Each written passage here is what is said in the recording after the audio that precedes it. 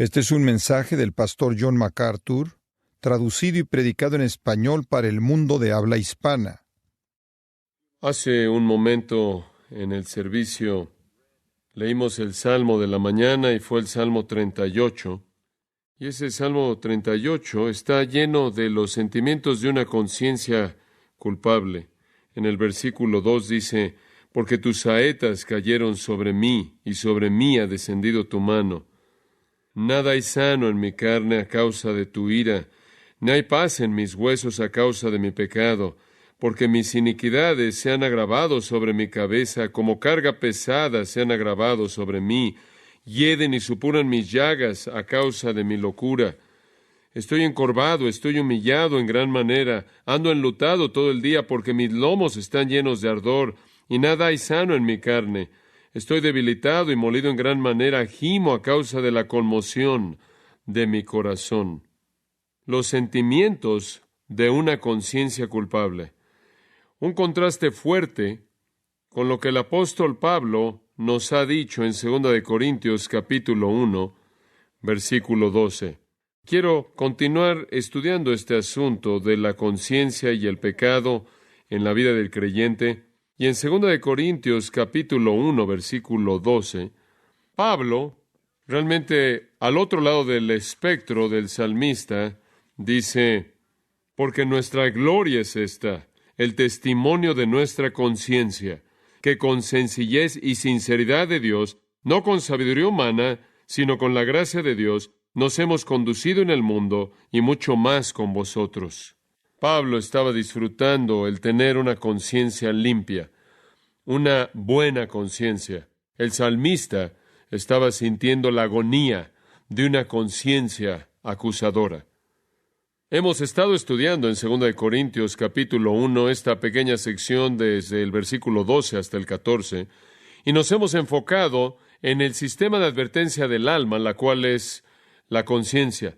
Como hemos aprendido, la conciencia produce culpabilidad, vergüenza, ansiedad, incomodidad, temor, duda, enfermedad física y dolor, y otras experiencias de depresión, cuando el estándar o la norma más elevada conocida de conducta moral es violada.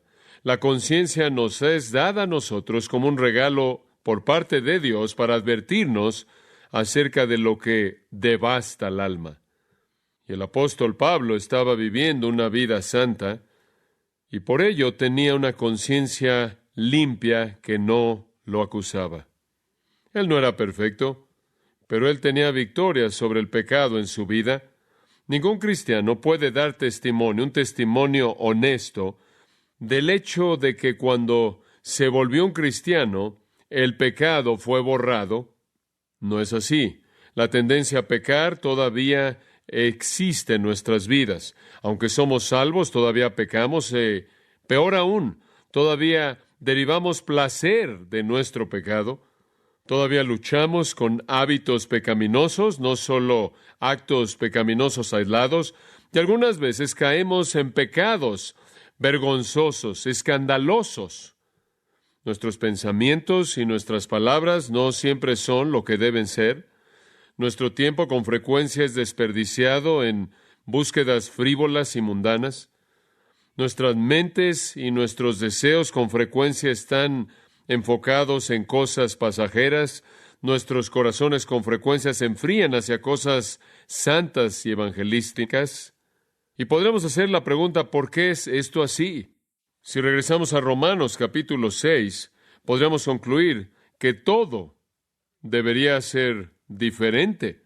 En el versículo 14 de Romanos 6 dice: porque el pecado no se enseñoreará de vosotros, pues no estáis bajo la ley, sino bajo la gracia. En el versículo 17 dice: pero gracias a Dios que aunque erais esclavos del pecado, habéis obedecido de corazón aquella forma de doctrina a la cual fuisteis entregados, y libertados del pecado, vinisteis a ser siervos de la justicia. Si de hecho el pecado no tiene dominio sobre nosotros, si realmente ya no somos esclavos del pecado, ¿por qué no podemos vivir una vida pura y disfrutar de una conciencia limpia? ¿Por qué ¿Es que esta batalla continúa? Bueno, la respuesta es que todavía hay pecado que permanece dentro de nosotros.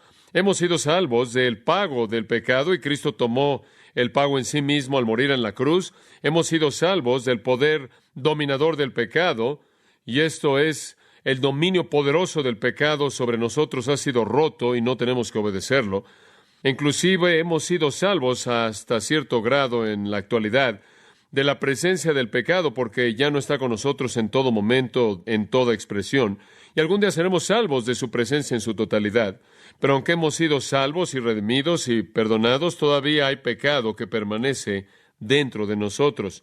Ahí yace el problema. El problema es que si usted quiere tener una vida pura y por lo tanto una conciencia limpia, tiene que enfrentar con el pecado que permanece en usted. La pregunta es cómo lo enfrenta. Quiero tomar una ilustración del Antiguo Testamento. Creo que puede ayudarnos a tener un retrato vívido de cómo enfrentar el pecado que permanece en nuestras vidas para que podamos tener una conciencia limpia. Y en lugar de tener la experiencia del salmista, tengamos la experiencia de Pablo. Pase a 1 de Samuel, capítulo 15. 1 de Samuel, capítulo 15. Esta gran historia del Antiguo Testamento tiene la intención de enseñarnos la seriedad del pecado y la justicia de la ira santa de Dios en contra del mismo. No quiero pasar por alto esas verdades ni el valor histórico de esto, pero quiero tomarlo más bien como una ilustración vívida o analogía de cómo los creyentes deben enfrentar el pecado. Veamos el versículo 1 en 1 de Samuel 15. Después Samuel dijo a Saúl: Jehová me envió a que te ungiese por rey sobre su pueblo Israel. Ahora pues, está atento a las palabras de Jehová. Ahora recordará usted que Saúl fue escogido porque él era de hombros arriba más alto que otros, él era de la tribu de Benjamín, él era aquel que el pueblo quería que fuera su rey, y el Señor estuvo de acuerdo en permitir que tuvieran al hombre que querían. Debía ser ungido, pero había una condición. Si él iba a entrar en esta función, tenía que hacer algo, y era escuchar las palabras del Señor. Él se iba a colocar en una posición en donde él iba a estar gobernando al pueblo de Dios, y por lo tanto necesitaba escuchar a Dios, quien era su verdadero soberano. Y después aquí él se vuelve muy específico. Esto es lo que el Señor tiene que decir, y esto es lo que tienes que escuchar y obedecer. Versículo 2. Así ha dicho Jehová de los ejércitos: yo castigaré lo que hizo Amalec a Israel al oponérsele en el camino cuando subía de Egipto. Ve pues y hiera a Amalec, y destruye todo lo que tiene, y no te apiades de él.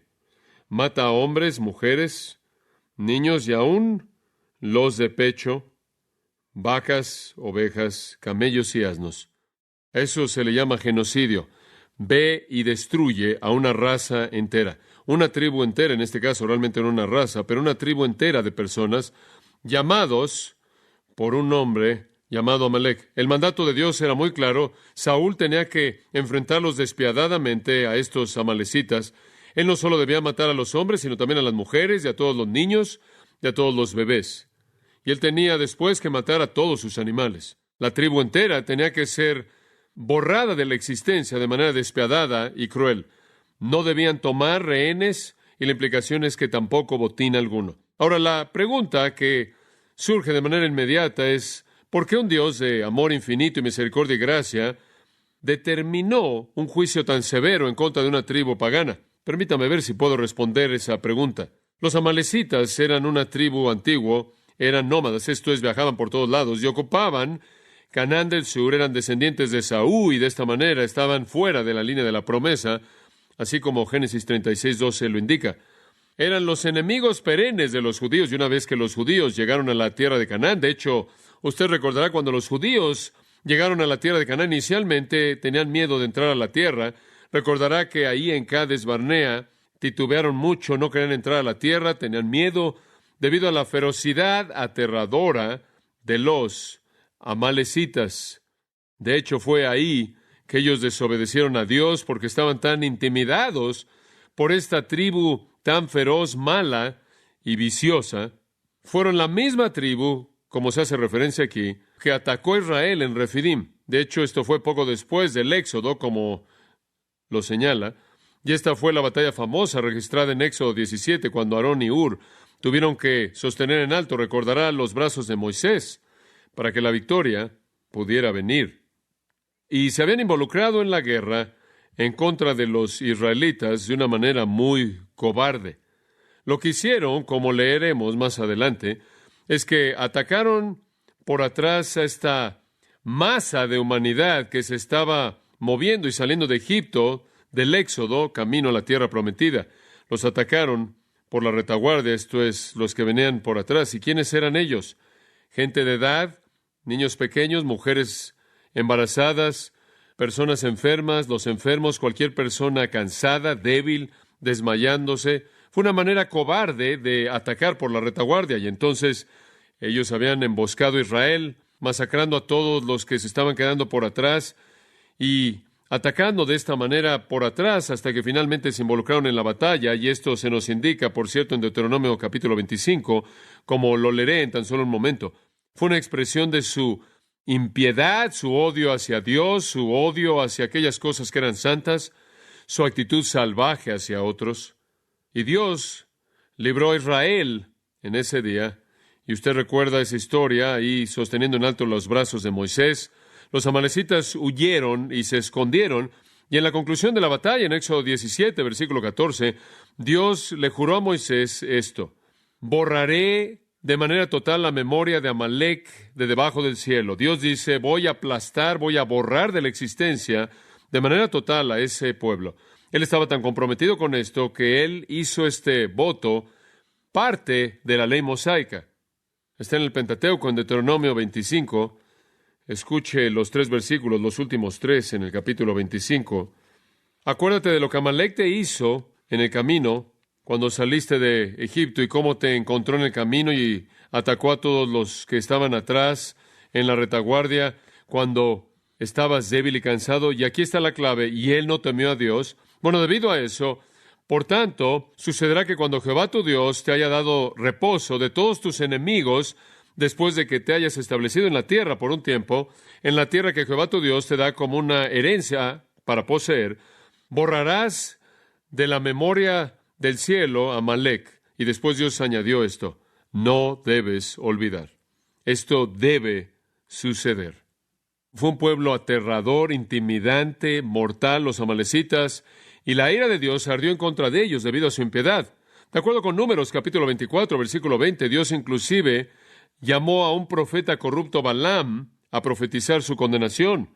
Jueces, capítulo 6, versículos 3 al 5, dice que a estas personas les gustaba molestar a los judíos, y lo que les encantaba hacer, sobre todo, era entrar y destruir sus cultivos. Y claro, eso implicaba destruir su vida y su provisión de alimento. Odiaban a Dios, detestaban a los judíos, se deleitaban en la violencia, eran pecadores viciosos, y debido a esto, y debido a que Dios había hecho un voto, Dios iba a destruir a los amalecitas. Y cuando usted llega ahora al texto que le señalé en 1 Samuel 15, es aquí que ha llegado el momento para tomar acción.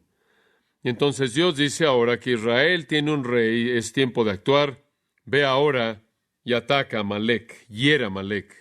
Saúl y sus ejércitos debían ser el instrumento mediante el cual Dios iba a guardar su voto, y ellos iban a llevar a cabo su ejecución santa de una tribu tan feroz, mala y viciosa, pero la obediencia de Saúl fue solo parcial. Retomemos la narración en 1 Samuel 15, versículo 7. Y Saúl derrotó a los amalecitas, y el resto del versículo, desde Ávila hasta llegar a Shur, que está al oriente de Egipto, indica que fue una victoria devastadora, amplia. Él los mató de extremo a extremo, de adelante hacia atrás, de este a oeste, de norte a sur. Una derrota aplastante. Pero, versículo 8, y tomó vivo a Agag, rey de Amalec, pero todo el pueblo mató a filo de espada. Y Saúl y el pueblo perdonaron a Agag, y a lo mejor de las ovejas y del ganado mayor, de los animales engordados, de los carneros y de todo lo bueno, y no lo quisieron destruir, mas todo lo que era vil y despreciable destruyeron. Motivados por la avaricia, motivados por el amor al dinero, se quedaron con los mejores animales, se quedaron con las mejores posesiones, recolectaron el botín de la victoria. Ni siquiera hicieron un buen trabajo, por cierto, minucioso, de ejecutar a los amalecitas. Muchos de ellos escaparon. Y después, lo peor de todo, perdonaron a Agag, perdonaron al rey. ¿Por qué? ¿Por qué es que Saúl habría sido tan desobediente? Bueno, no solo fue materialismo, en este caso fue orgullo. Aquí había un monarca aterrador de esta tribu, quien era conocido por todos como el peleador más grande y guerrero y victorioso, delante de quien otros se desmoronaban. Saúl iba a mostrar su gran poder, su gran fuerza, al mostrar el trofeo de Agag y decir, miren lo que tengo, miren a quién derroté. Fue orgullo y materialismo, simplemente fue un corazón malo por parte de Saúl, quien de manera abierta desobedeció a Dios, pero el pecado fue tan serio que Dios inmediatamente derrocó a Saúl, lo quitó del trono y a todos sus descendientes para siempre del trono. Observen el versículo 23, de hecho podremos comenzar en el versículo 22. Y Samuel dijo, se complace Jehová tanto en los holocaustos y víctimas como en que se obedezca las palabras de Jehová. ¿Se acuerda usted de que Saúl se había quedado con algunos de los animales para ofrecerlos como sacrificios y Dios está hablando a él a través de Samuel diciéndole, ¿crees que me interesan los holocaustos? Lo que quiero es obediencia. Ciertamente el obedecer es mejor que los sacrificios y el prestar atención que la grosura de los carneros, porque como pecado de adivinación es la rebelión y como ídolos e idolatría la obstinación. Y después el derrocamiento del rey, por cuanto tú desechaste la palabra de Jehová, él también te ha desechado para que no seas rey. Y entonces él fue depuesto. Un asunto serio. Ahora vaya al versículo 32. Después dijo Samuel, traedme a Agag, rey de Amalec. Ahora usted tiene que saber que de la gente de Amalec que había sobrevivido, probablemente de alguna manera estuvieron en contacto con su rey y mientras su rey estuviera vivo, sentían que su pueblo todavía tenían razón de existir. Su rey estaba todavía vivo, todavía estaban intactos y lo que estaba pasando tras bambalinas era que los miembros sobrevivientes estaban comenzando a reforzar y revivir la realidad de su rey. Samuel dijo, tráiganme a Agag, el rey de Amalec, y Agag, pensando que todo iba a estar bien. Saúl ya está fuera del trono, todo está perdonado, entra con gusto. Y Agag dijo, ciertamente ya pasó la amargura de la muerte. Bueno, ya se acabó todo. Y Samuel dijo, como tu espada dejó a las mujeres sin hijos, así tu madre será sin hijo entre las mujeres. Lo cual es otra manera de decir, te voy a matar. Entonces Samuel cortó en pedazos a Agag delante de Jehová en Gilgal. Es una escena más bien nauseabunda, ¿no es cierto? Fue Dios quien mandó que fuera hecho. Y Samuel lo hizo delante del Señor, y Samuel no era un soldado. Samuel era un sacerdote. Pero aquí estaba Dios enviando juicio divino a partir de ira santa en contra del pecado. A diferencia de Saúl y el resto de los israelitas, Samuel cumplió con los mandatos del Señor. Este es un retrato tremendo de la actitud de Dios en contra del pecado. No obstante, y tristemente, la batalla que supuestamente debía exterminar a los amalecitas, supuestamente tenía que borrarlos, terminó antes de que la meta fuera cumplida. Aparentemente los soldados estaban tan ocupados recolectando el botín y asegurándose de que estuvieran escogiendo los animales buenos y separándolos de los malos, y realmente nunca cumplieron con el trabajo, con la misión. Y las Escrituras registran que unos cuantos años después, la tribu, con un vigor renovado, atacó el territorio del sur y tomó todas las mujeres y a los niños cautivos. Pasa el capítulo 30 de 1 de Samuel, versículo 1. Cuando David y sus hombres vinieron a Siclag, al tercer día los de Amalec habían invadido el Negev y a Siclag, y habían asolado a Siclag y le habían prendido fuego. Y se habían llevado cautivas a las mujeres y a todos los que estaban allí, desde el menor hasta el mayor, pero a nadie habían dado muerte, sino se los habían llevado al seguir su camino. Vino pues David con los suyos a la ciudad, y he aquí que estaba quemada, y sus mujeres y sus hijos e hijas habían sido llevados cautivos. Entonces David y la gente que con él estaba alzaron su voz y lloraron, hasta que les faltaron las fuerzas para llorar. Las dos mujeres de David, Ahinoam jezreelita y Abigail, la que fue mujer de Nabal, el de Carmel, también eran cautivas. Entonces regresan, y este terrible grupo de amalecitas los habían vuelto a atacar, y allí en el versículo 16 de 1 de Samuel 30, leemos, lo llevó pues, y aquí que estaban desparramados sobre toda aquella tierra, comiendo y bebiendo y haciendo fiesta, por todo aquel gran botín que habían tomado de la tierra de los filisteos y de la tierra de Judá. Estos son los amalecitas. Y los hirió David desde aquella mañana hasta la tarde del día siguiente. Simplemente una matanza de 24 horas. Y no escapó de ellos ninguno, sino 400 jóvenes que montaron sobre los camellos y huyeron. Ahora algunos jóvenes se escaparon, el resto fueron masacrados. Y libró David todo lo que los amalecitas habían tomado, y asimismo libertó David a sus 2 mujeres. Y no les faltó cosa alguna, chica ni grande, así de hijos como de hijas, del robo, y de todas las cosas que les habían tomado, todo lo recuperó David.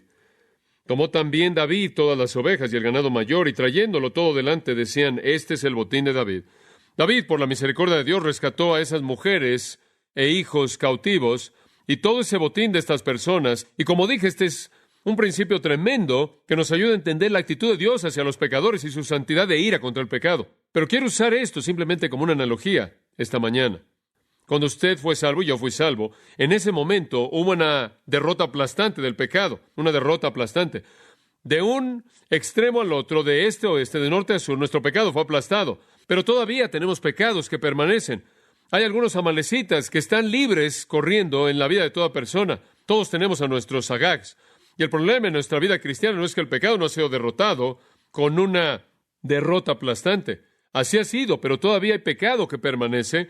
Hay algunos amalecitas inicuos que están sueltos en todos nosotros.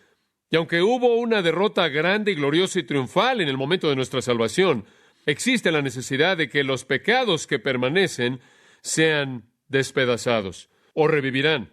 Van a atacar nuestros corazones y van a quitarnos la fortaleza espiritual. No podemos ser misericordiosos con los agags de nuestra vida.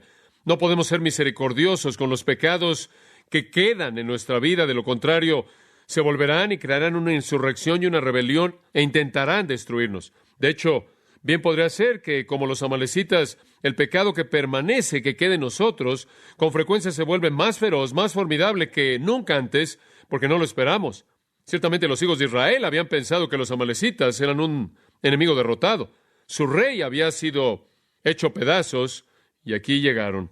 Las Escrituras nos llaman a enfrentar nuestro pecado como Samuel enfrentó a Agag, a matarlo. Hay pecado que permanece en nosotros, residiendo en nuestra humanidad no redimida, en nuestra carne, y tiene que ser matado. Tiene que ser encontrado y destruido, y hasta que hagamos eso, nunca vamos a disfrutar lo que Pablo experimentó en su confianza valiente acerca de tener una conciencia santa, sincera y piadosa. Observe por un momento ahora Colosenses capítulo 3. Y en Colosenses capítulo 3, en el versículo 5, el texto de hecho dice en el versículo 5, por tanto consideren los miembros de su cuerpo terrenal como muertos, pero la lectura marginal dice, hagan morir los miembros que están sobre la tierra, cosas como fornicación, impureza, pasiones desordenadas, malos deseos y avaricia, que es idolatría. Mátenlos, háganlos morir. No lo pueden hacer parcialmente, no lo puede hacer a medias, no simplemente puede tener una especie de Agag que queda ahí, dejarlo ahí en algún lugar en su vida. Él va a guiar una rebelión, tiene que continuar hasta que la tarea se haya acabado. Pecados como los amalecitas tienen una manera de escapar la matanza, reproduciéndose, reviviendo y lanzando ataques inesperados en contra de nuestras áreas más vulnerables. Regrese a Romanos capítulo 8, versículos 12 y 13. En el versículo 12, Pablo dice, así que hermanos, deudores somos no la carne, para que vivamos conforme a la carne. Versículo 13, porque si vivís conforme a la carne, moriréis. Mas, si por el Espíritu hacéis morir las obras de la carne, viviréis. Hacer morir las obras del cuerpo es característico de alguien que está viviendo. En otras palabras, es característico de un creyente el estar matando las obras de la carne del cuerpo, el estar ejecutando los amalecitas en su vida y haciéndolo por el poder del Espíritu. Eso es lo que él está diciendo ahí. Después de declarar victoria sobre el pecado en Romanos 6, él entonces describe la batalla continua con el pecado en Romanos 7, y ahora él describe el triunfo y la experiencia que gana la batalla y silencia o calla la conciencia, y él dice, está aquí, es hacer morir las obras del cuerpo, matar al pecado, despedazándolo hasta matarlo. La conducta distintiva de aquellos que son salvos y aquellos que tienen victoria sobre el pecado es que continuamente están haciendo morir sus obras malas, matándolos, mortificando el pecado, como dice una versión.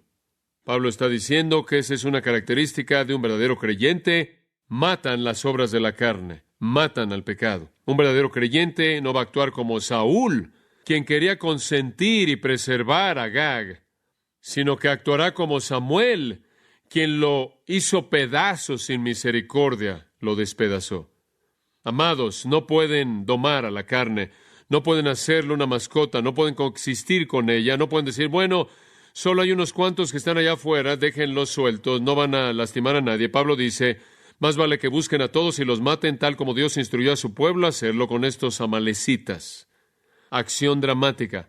Nuestro Señor habló de una acción dramática como esa en varias ocasiones. Una de ellas está en Mateo 5, versículos 29 y 30, cuando dijo, si tu ojo derecho te es ocasión de caer, sácalo y échalo de ti, pues mejor te es que se pierda uno de tus miembros, sino que todo tu cuerpo sea echado al infierno. Y si tu mano derecha te es ocasión de caer, córtala y échala de ti, pues mejor te es que se pierda uno de tus miembros, sino que todo tu cuerpo sea echado al infierno. Él no está llamando una mutilación personal, está llamando la mortificación, es algo muy semejante. Tiene algunas cosas en su vida que necesita matar. Y Pablo esencialmente está diciendo lo mismo allá atrás en Romanos, cuando él está hablando acerca de matar el pecado. Pablo nunca le promete a un creyente libertad inmediata del ataque del pecado. Él no dice que en el gran triunfo todos los amalecitas murieron o morirán. Él dice, usted va a tener que seguir matándolos a lo largo de su vida. Y Pablo no dice que usted puede resolver este problema con un momento de crisis, una segunda bendición, una segunda obra de gracia, una experiencia de santificación instantánea. Él no dice eso. Él no dice que usted lo puede resolver con un enfoque pasivo, diciendo, yo no hago nada y dejo que Dios haga todo, no puedo hacer nada, no voy a hacer nada, simplemente me siento, no voy a involucrarme en esto, voy a dejar que Dios lo haga todo. Pablo no dice eso, y él nos sugiere algún punto clave, decisivo, de rededicación o de reconsagración al final de una invitación después de un sermón. Él dice, usted tiene que hacer esto continuamente, de manera interminable, a lo largo de toda su vida, como es señalado por el tiempo del verbo, haced morir las obras de la carne. Tiene que estar moviéndose, matando pecados todo el tiempo. Es una lucha continua, de manera persistente, matando las obras de la carne. Él no está llamando a algún tipo de vida, de dolor físico, no es la idea. Me acuerdo de cuando conocí un hombre que usaba un cinturón pegado a su carne que estaba lleno de clavos porque él quería estarse lastimando e hiriendo su carne todo el tiempo para que pudiera de alguna manera estar lidiando con sus pecados. Él no está hablando de eso. Sé de personas en la historia de la Iglesia Católica que colocaron tachuelas y rocas en sus zapatos y clavos para estar experimentando dolor, pensando que de alguna manera podían así hacer morir el pecado. Pablo no está llamando a una vida en la cual usted está aplicando dolor a su vida. Él no está llamando a una privación de monje. Él no está llamando a una privación de monasterio. Él no está llamando a una mutilación personal. Él no quiere tener nada que ver con el castigo externo personal. Más bien, él está describiendo un estilo de vida que busca matar el pecado, aplastarlo, quitarle su fortaleza, privarlo de su influencia y de esta manera dar lugar a una conciencia limpia y buena que da lugar a la paz, al gozo, al descanso, a la seguridad, a la certeza y a la esperanza. Básicamente, la mortificación del pecado, el matar al pecado, involucra el cultivar nuevos hábitos de piedad combinados con la eliminación de hábitos viejos de pecado. Del lado positivo, usted comienza a hacer cosas piadosas. Del lado negativo, usted deja de hacer cosas pecaminosas. Y esa es una lucha constante en la cual debemos permanecer comprometidos de manera perpetua. Ahora, las Escrituras nos ofrecen, voy a llevar el mensaje a la conclusión con algunas de estas cosas, algunos medios prácticos mediante los cuales podemos destrozar o despedazar a Agag, medios prácticos mediante los cuales podemos matar a los amalecitas que permanecen en nuestra vida. Y ninguno de ellos es carnal, ninguno de ellos es externo, ninguno de ellos es mecánico, ninguno de ellos es ceremonial, ninguno de ellos es ritual. No tiene nada que ver con ceremonias ni velas, no tiene nada que ver con ningún tipo de cosas como esas. John Owen, el gran pensador y escritor de los tiempos puritanos, observó que la mayor parte del sistema católico romano consistía de, y cito, de maneras erróneas y medios equivocados de mortificación. Fin de la cita. Él dijo, estos católicos siempre están tratando de mortificar el pecado en su vida con medios errados, con votos, órdenes, ayunos, penitencias, todo eso es inútil.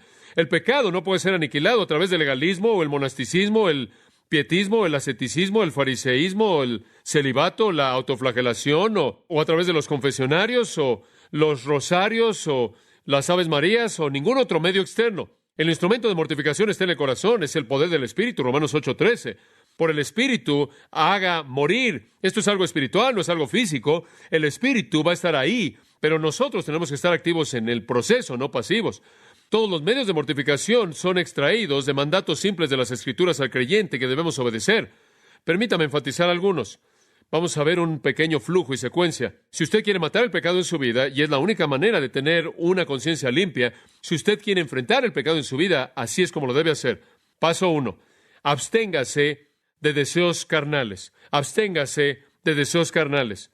Santiago dice, cada uno es tentado cuando de su propia concupiscencia es atraído y seducido.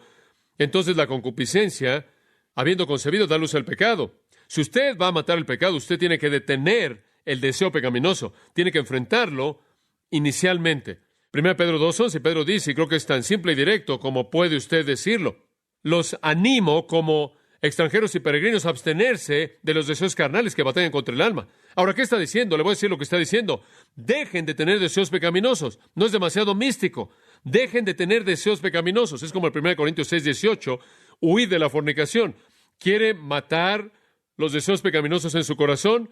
Entonces, deje de entretenerlos. Pedro no describe algún programa complejo de terapia. Él simplemente dice, dejen de tener deseos carnales. Déjenlos. Sáquenlos de su vida. No hay punto alguno en esperar que algún tipo de poder celestial quite el deseo pecaminoso. No hay punto alguno en pasar horas y horas y años buscando la fórmula correcta para perseguir al demonio del deseo pecaminoso. Aquí está el medio más simple y directo de matar al pecado. Deje de tener el deseo pecaminoso. Deténgalo. Es como Santiago 4, el cual dice, resista al diablo y huirá de usted.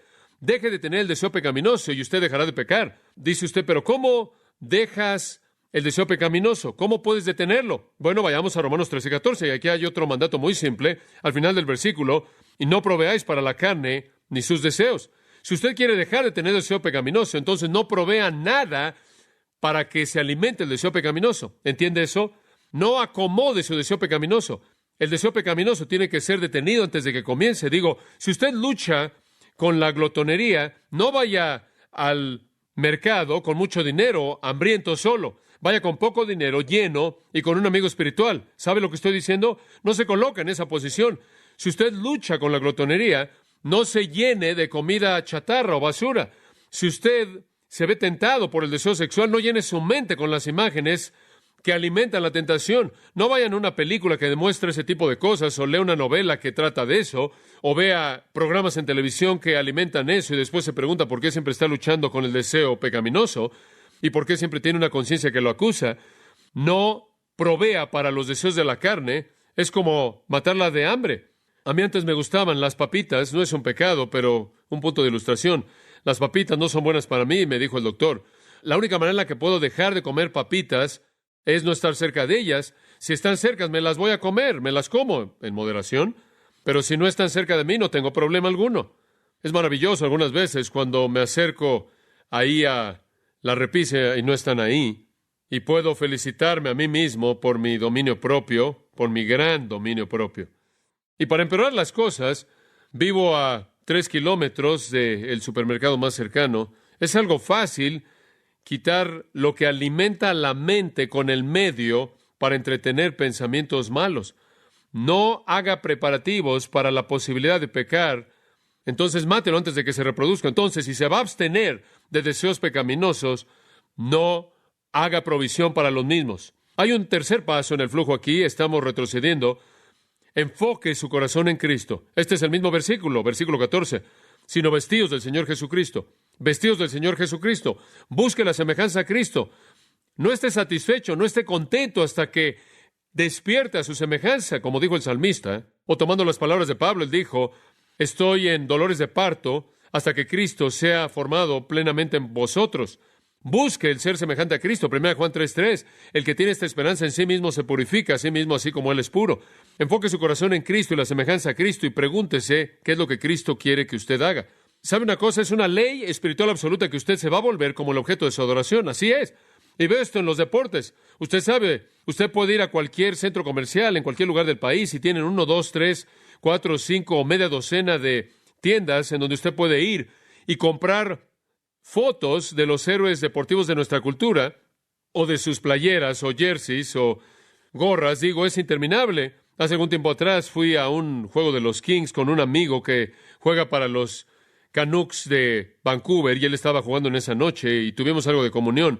Él conoce y ama al Señor, y cuando entré, no había pasado mucho tiempo, y me sorprendió ver a todos estos hombres pasados de peso, que usaban el jersey de Wayne Gretzky, o el de Kelly Rudy, o de Lou Robitaille, o el jersey de alguien más. Estaban ahí todos y tenían este número y el nombre del jugador ahí en la parte de atrás de su playera, y estaban tratando de convertirse en su héroe, en su Dios. Y claro, sabemos que probablemente ellos apenas podrán haber patinado de un fin de la cancha al otro, pero había cierta adoración de héroes que resultaba en ellos, adoptando las características que identificaban en su Dios, su héroe deportivo. Y así es. El Salmo 135 inclusive identifica eso. Dice que los ídolos de las naciones no son más que oro, plata, la obra de manos de hombres. Tienen bocas, no hablan; tienen ojos, no ven; tienen oídos, no oyen; ni hay aliento en ellos, en sus bocas, y los que los hacen son semejantes a ellos. Digo, es una ley espiritual absoluta que usted se convierte en lo que usted adora. Los paganos se vuelven como sus dioses, sean ídolos o sean atletas. Cuanto más los cristianos se van a convertir como Cristo cuando lo hacemos a Él el enfoque de nuestra vida, porque no solo nos estamos convirtiendo como Él por nosotros mismos, sino por la obra del Espíritu Santo, quien nos está transformando de un nivel de gloria al siguiente nivel de gloria, a la imagen de Jesucristo. Conforme usted enfoca su corazón en Cristo, se va a volver como Cristo. Conforme usted se vuelve como Cristo, usted no va a escoger las cosas que proveen para su deseo pecaminoso, y por lo tanto usted se va a abstener del deseo carnal. Retrocediendo un paso más a un cuarto mandato, el Salmo 119, versículo 11, uno muy conocido, usted lo conoce bien. Salmo 119, 11. En mi corazón he guardado tus dichos para no pecar contra ti. Medite en la palabra de Dios. Josué 1:8 dice lo mismo, que debemos tomar el libro de la ley y no dejar que no sea parte de nuestra boca, meditar en él de día y de noche.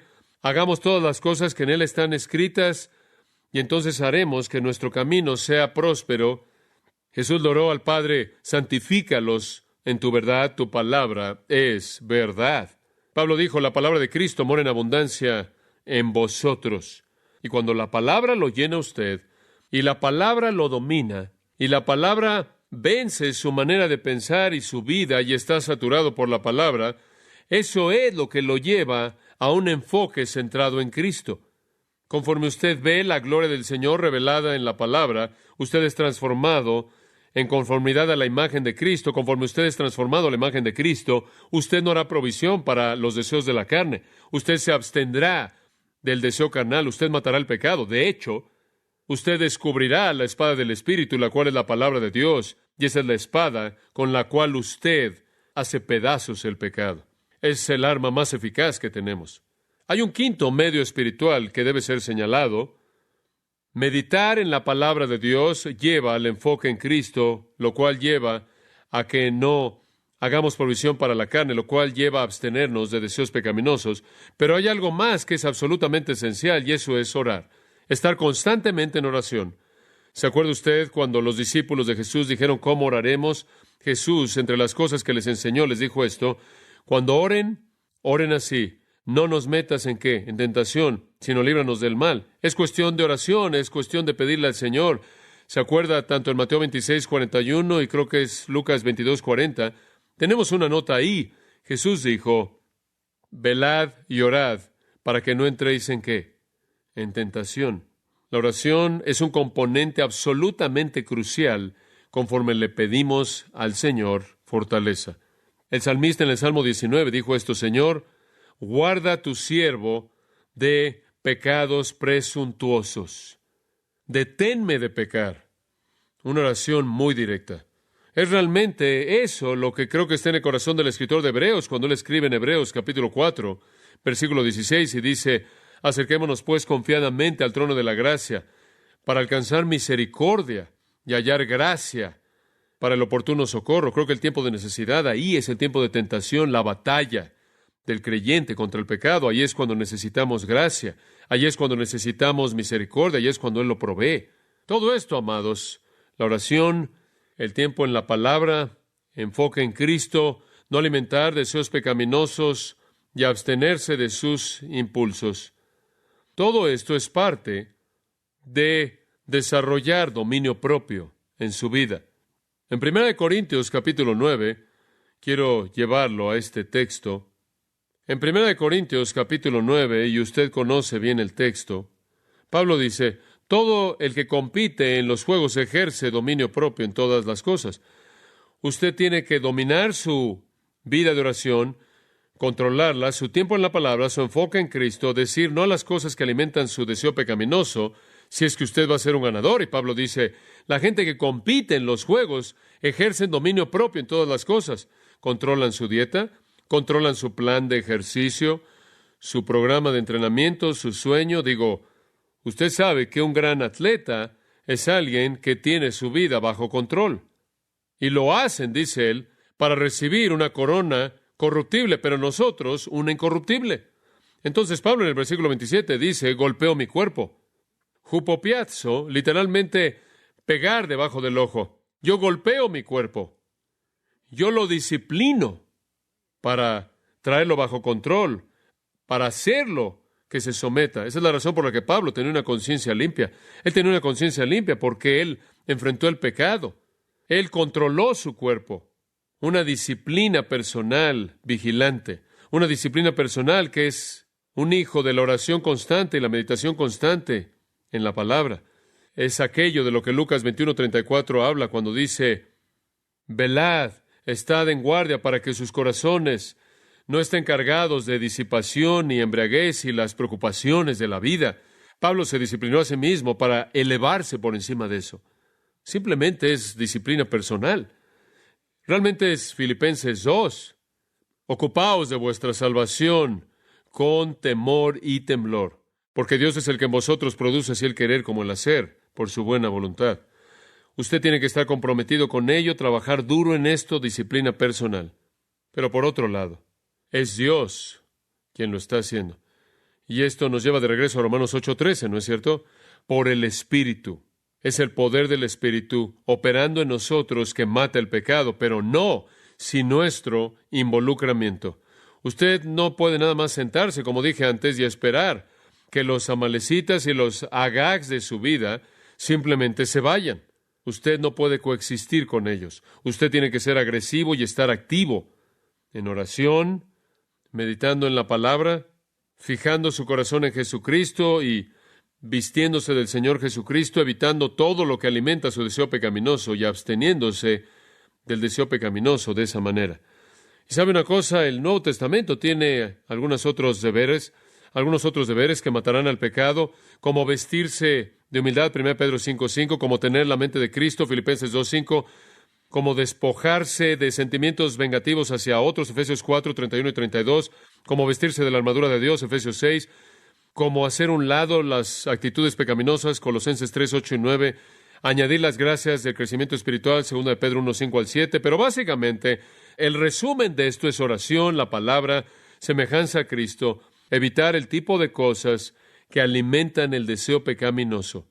Y por lo tanto dejamos de tener deseo pecaminoso, dejamos de pecar.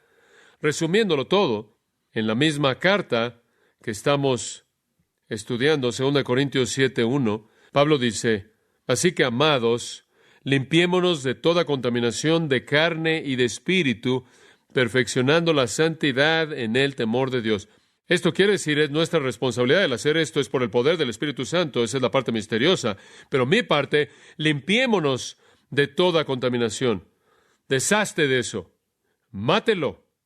Deshágase de eso. No sea que regrese de una manera devastadora como lo hicieron los amalecitas. La carne es sutil, la carne es engañosa, puede dejarlo solo por un tiempo, hacerlo pensar que se deshizo de ella y después regresará con una furia infernal. El pecado, como puede ver usted, es alguien que está siempre listo para atacar y usted nunca puede descansar, siempre está buscando cómo atacar. Cuando Agag venga usted y con gusto diga, ciertamente la amargura de la muerte ha pasado, lo cual es otra manera de decir, bueno, se acabó la guerra, usted es salvo, usted va bien, yo estoy derrotado, no se preocupe por mí. Cuando Agag y sus amigos amalecitas quieran hacer la paz con usted y declarar un fin en las hostilidades, ahí es cuando usted toma su espada y los hace pedazos. No somos ignorantes de las estrategias de Satanás. Más vale que no seamos ignorantes de nuestras armas. Inclinémonos en oración. Padre, te damos gracias en esta mañana por este maravilloso tiempo de adoración. Gracias por lo práctico que es este texto. Gracias por la gran historia de los amalecitas y Agag. Y te damos gracias por la manera en la que nos revela tu justicia, tu juicio, tu ira santa, tu odio hacia el pecado. Y Señor, hemos descubierto que en ese acontecimiento histórico tremendo de Samuel despedazando a Agag, nos presenta una analogía apta para cómo debemos enfrentar el pecado en nuestras vidas. Que seamos personas que oran, que meditan en la palabra, que enfocan sus corazones en Cristo, que no proveen oportunidad alguna para la carne y por lo tanto que dejan de tener deseos pecaminosos, que detenemos nuestros pensamientos malos, detenemos nuestras palabras malas, nuestras obras malas, nuestros deseos malos, y que estemos matando al pecado en nuestras vidas y por lo tanto disfrutando de una conciencia valiente y llena de confianza, una que es santa y piadosa en su sinceridad como la de Pablo. Te doy gracias por los que en esta mañana aquí con nosotros dicen que su conciencia está limpia, quizás inclusive en esta mañana sus pecados fueron confesados de manera total y en estos días de adorarte a ti, en esta temporada del año, quizás sus corazones se han fijado en ti de una manera especial y la conciencia está limpia. Pero Señor, hay otros aquí que se sienten más como el salmista y la herida es profunda y el dolor es real y sienten cierta enfermedad física de vez en cuando y vergüenza, culpabilidad, ansiedad, temor, duda, pérdida de gozo. Y es porque tu mano está en ellos de manera pesada a través de su conciencia porque no están enfrentando a los amalecitas en su vida. Que nosotros, Señor, siempre estemos haciendo morir las obras de la carne, para que podamos disfrutar de una vida pura, limpios de toda contaminación de carne y de espíritu, perfeccionando la santidad en el temor de Dios y de esta manera disfrutando la bendición y el beneficio de una conciencia limpia. Buscamos eso y te damos gracias por hacerla disponible a nosotros por tu Espíritu, el único que puede lograrlo en nosotros. Conforme nos hace estar dispuestos. En el nombre de Cristo oramos. Amén. Estaba pensando después de que terminé el mensaje esta mañana, lo crucial y lo importante que es lidiar este asunto de hacer morir el pecado, lo esencial que es en nuestras vidas. Y recordé de nuevo el hecho de que haré mi mejor esfuerzo un domingo por la mañana de enseñarles esa verdad, estando plenamente consciente de que usted lo puede comprender, lo puede entender, lo puede afirmar, puede estar de acuerdo con él mismo, puede creerlo, puede aplicarlo, pero eso no termina la batalla. Esa es la razón por la que tenemos que regresar y repasarlo una y otra vez, semana tras semana, porque tenemos que sostener ese nivel de rendición de cuentas con la verdad. Tenemos que confrontar constantemente, semana tras semana tras semana, los pecados de la gente para que puedan ser traídos a rendir cuentas delante de un Dios santo una y otra vez. Es sorprendente que las cosas que conocemos pueden ser hechas a un lado en nuestras mentes y el pecado puede volverse a levantar y salir a la superficie de nuevo y ser entretenido. Casi pienso que al vivir en el mundo en el que vivimos en la actualidad, en donde el pecado nos es vendido a través de un proceso avanzado de medios masivos de comunicación, es difícil el poder llegar de domingo a domingo y más vale que se esté exponiendo más que tan solo de domingo a domingo a la palabra, o de lo contrario va a encontrar que su vida se va resbalando hacia una tolerancia del pecado, mientras que la cultura ha empeorado. Hay buenas cintas cristianas y libros que han incrementado y han proliferado y la radio cristiana está ahí y hay recursos. El punto no es solo para darle información, podemos darle información y usted puede conocer la información, creerla, inclusive podría ser lo suficientemente bueno como para enseñarla. El punto es estimularlo al amor y a las buenas obras. Esa es la razón por la que nos congregamos, como Hebreos 10 nos dice, colocarlos al nivel de la rendición de cuentas, habiendo adorado al Señor y venir ante Él en oración y venir a su mesa. Esto también es un punto de rendición de cuentas. No es solo información, es repetición que es necesaria, porque llegamos a no hacer lo que conocemos, y esto de manera tan fácil, y entonces estoy aquí no para darle nueva información o información antigua en un nuevo paquete, sino para recordarle una y otra vez, porque la batalla continúa, y entonces es tan importante que la gente sea fiel en adorar al Señor domingo tras domingo tras domingo, sin perderse un domingo, porque usted cae en patrones de tolerancia en su vida cuando usted no es llevado a la rendición de cuentas, cuando usted no se está sentando bajo la predicación directa de la palabra de Dios. Por eso me preocupo tanto por personas que se sientan en iglesias, en donde la meta del mensaje es hacer que los incrédulos estén cómodos, porque lo que va a pasar en últimas es que el creyente va a sentirse muy cómodo por su pecado, porque nunca es confrontado, realmente nunca es enfrentado. Entonces va a tener usted una multitud feliz de incrédulos que están bien entretenidos y un grupo miserable de creyentes que está perdiendo la batalla al pecado. Es crucial entonces que cuando la iglesia se congrega, se confronte a sí mismo con esta necesidad de santidad. Esa es la razón por la que hacemos lo que hacemos el día del Señor. Y solo quería añadir esto como un comentario al margen esta mañana, porque creo que es tan importante que usted entienda que mi función aquí no es darle nueva información, sino hacerlo que sea responsable con la información antigua, la verdad que cambia la vida. Y algunas veces caemos con tanta frecuencia y de manera tan regular que necesitamos ser traídos de regreso a esa rendición de cuentas una y otra vez. Y para ayudarle y traer un aguijón a su conciencia es parte de la función del predicador, y ciertamente es la función de la mesa del Señor, el confrontar nuestros fracasos y nuestros pecados y nuestras transgresiones y nuestra conciencia que nos acusa. Entonces, en esta noche, antes de que lleguemos a la mesa del Señor, lo cual haremos en un momento, me gustaría recordarle unas cosas que no dije en esta mañana, y a manera de recordatorio, a manera de comentario al margen, quiero añadir al mensaje de esta mañana algunas ayudas finales en este proceso de matar al pecado. Ahora recuerda, Romanos 8:13 dice que si por el Espíritu hacéis morir las obras de la carne, viviréis. Es en el poder del Espíritu Santo por el que matamos el pecado que queda en nosotros, y debemos estar ocupados en tomar la espada del Espíritu, por así decirlo, en el poder del Espíritu Santo, y matar a los pecados que quedan en nuestra vida. Y en el proceso de hacer eso, usted recordará que señalemos que debe abstenerse de deseos carnales, no debe hacer provisión para la carne, debe vestirse del Señor Jesucristo, debe meditar en la palabra, esconderla en su corazón para que no peque, debe velar y orar para que no entre en tentación. Vimos todos esos mandatos. También señalamos que debe estar lleno del Espíritu Santo, porque Él es el poder que lo hace suceder, y debe disciplinarse para tener dominio propio, golpear su cuerpo para que usted no quede descalificado. Y añadimos otros deberes que van de la mano, como buscar la humildad y cosas así. Pero permítame darle algunos recordatorios finales conforme usted se involucre en aplicar todos esos principios en su vida. Hay algunas cosas que necesita saber, y le voy a dar unos cuantos antes de que lleguemos a la mesa del Señor. Número 1. El pecado no está matado cuando es meramente cubierto. El pecado no es matado cuando es meramente cubierto. Usted puede ser muy exitoso en cubrir su pecado hasta donde otros pueden ver. Usted puede tener mucho éxito en esconderlo de toda persona que lo rodea, pero eso no es matarlo. Si un pecado simplemente ha sido cubierto con algún tipo de protección, si ha sido cubierto con algún tipo de pintura, como pintura en una pared, eso es hipocresía, y la hipocresía simplemente es otro pecado. Si la conciencia de alguna manera ha sido cubierta de azúcar, usted está en un estado mucho más peligroso de lo que usted estaba antes. Cubrir de manera exitosa su pecado no mata su pecado, lo hace inclusive estar más vivo porque no ha sido expuesto, se está escondiendo. Y en Proverbios 28:13 leemos esto: el que encubre sus pecados no prosperará, pero el que los confiesa y se aparta alcanzará misericordia. Usted no ha cumplido con su deber en matar el pecado hasta que lo ha confesado y lo ha dejado. Cubrirlo solo lo empeora.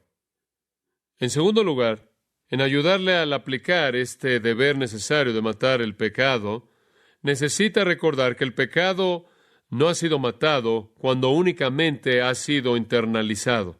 El pecado no es matado cuando únicamente es internalizado. Alguien podrá pensar que hubo cierto pecado que practicaron de alguna manera, pecados de su boca, de su lengua, pecados cometidos con su cuerpo, sus manos, sus ojos, sus oídos, lo que sea.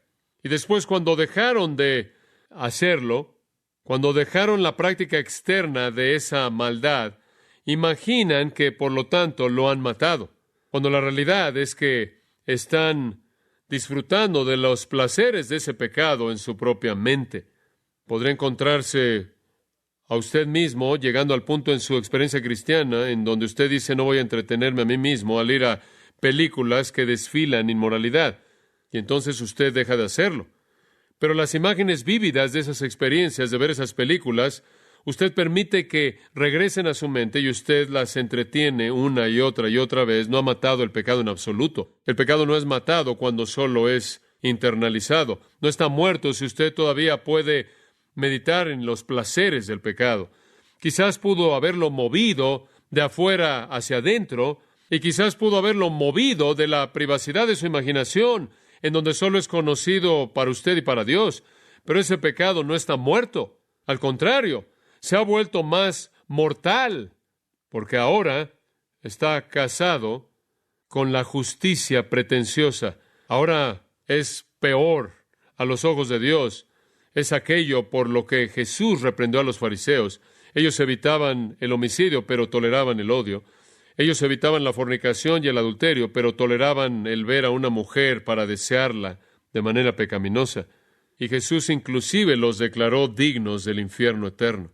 El pecado no está matado cuando meramente está cubierto de hipocresía, no está matado cuando es internalizado. En ambos casos puede llegar a ser aún más peligroso. En tercer lugar, y esto también es algo muy práctico que debe considerar, el pecado no es matado cuando es intercambiado por un pecado diferente. Algunas personas imaginan que debido a que han dejado un pecado y lo han reemplazado con otro, realmente han hecho cierta obra, han tomado ciertas acciones para hacer morir el pecado en su vida. ¿De qué sirve el intercambiar los deseos de la carne por los deseos de los ojos o los deseos de los ojos por la vanagloria de la vida? Y los deseos pecaminosos simplemente han cambiado formas.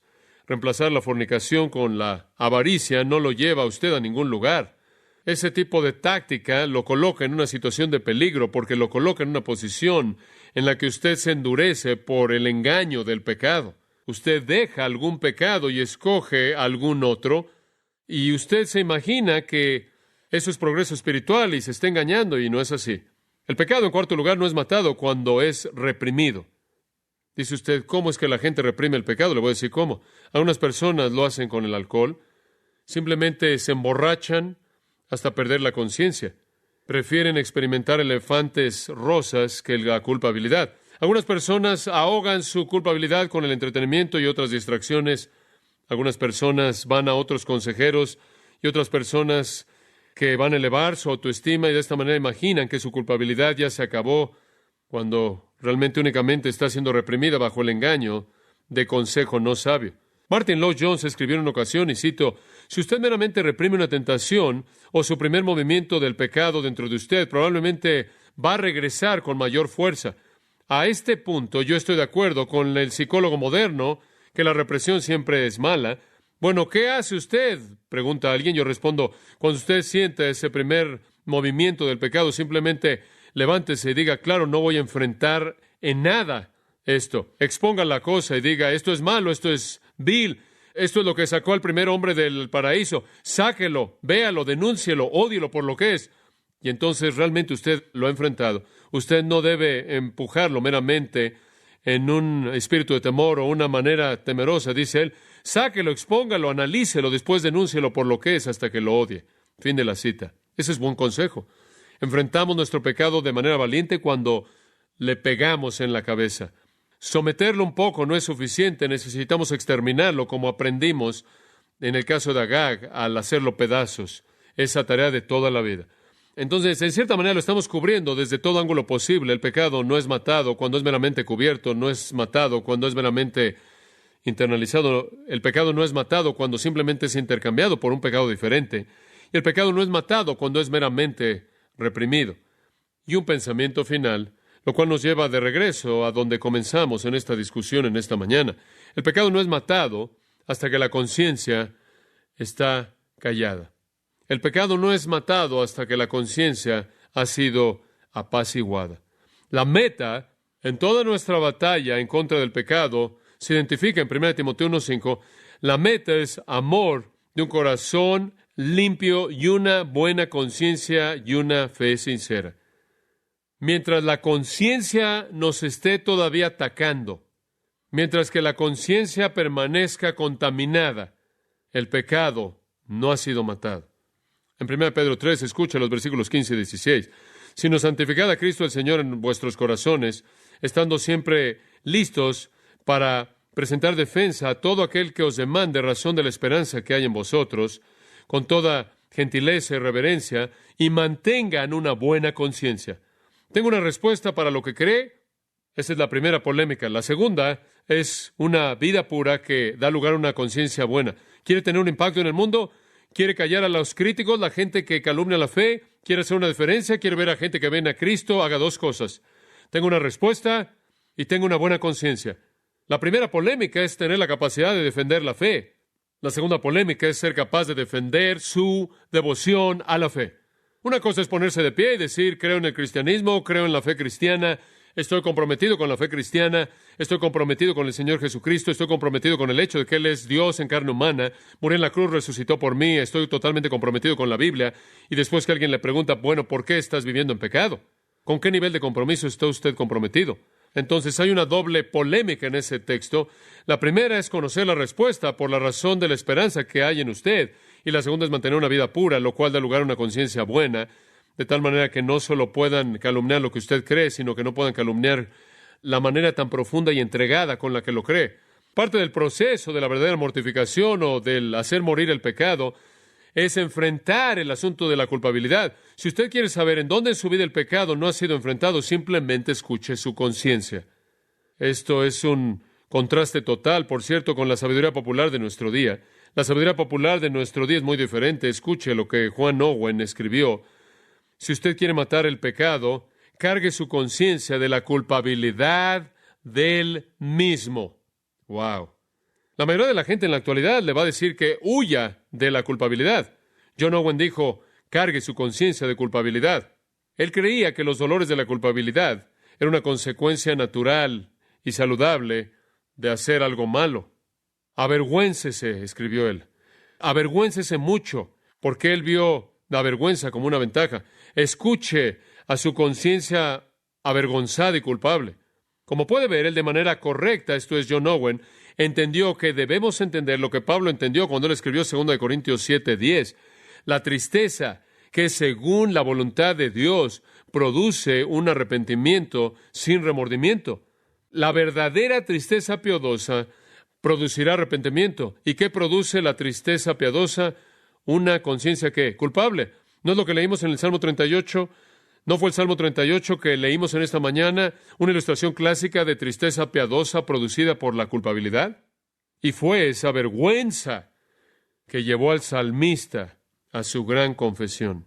Esas personas que tan solo afirman con su cabeza su culpabilidad, reclaman de manera trivial la promesa del perdón y se confortan rápidamente a sí mismos y después ya no piensan en su pecado y se están sometiendo a sí mismos al engaño del pecado que endurece el corazón. Deje que la tristeza haga su obra plena en producir un arrepentimiento profundo y honesto, y esos pecados serán debilitados de manera severa. De esta manera podemos matar a los amalecitas en nuestra vida. De esta manera podemos hacer pedazos al Agag y podemos enfrentar con el pecado que queda en nosotros. Es una tarea de por vida. No tenemos que hacerlo solos, como vimos en esta mañana. Ocupados de vuestra salvación con temor y temblor. Pablo dijo en Filipenses 2:12 y en el siguiente versículo dijo, porque Dios es el que en vosotros produce, así el querer como el hacer, por su buena voluntad. El pecado es algo serio, es lo serio, el asunto serio que roba nuestro gozo. No sé usted, pero me gustaría llegar al lugar en mi experiencia cristiana en donde será rutinario, para mí el poder repetir las palabras de Pablo allá atrás en ese primer capítulo de 2 Corintios. Nuestra confianza es esta, el testimonio de nuestra conciencia, que en santidad y en sinceridad piadosa, no en sabiduría carnal, sino en la gracia de Dios, nos hemos conducido en el mundo y especialmente hacia vosotros. El poder decir todo el tiempo, mi conciencia está limpia, como él le dijo a los corintios, sin que nada lo acuse. Aquí estaba un hombre que realmente estaba enfrentando su pecado. Él no solo lo estaba cubriendo, él no solo lo estaba internalizando, él no lo estaba reprimiendo, él no lo estaba intercambiando por otro pecado, él realmente lo estaba enfrentando y su conciencia estaba en paz. Escuche a su conciencia. Es el sistema de advertencia del alma. Le envía mensajes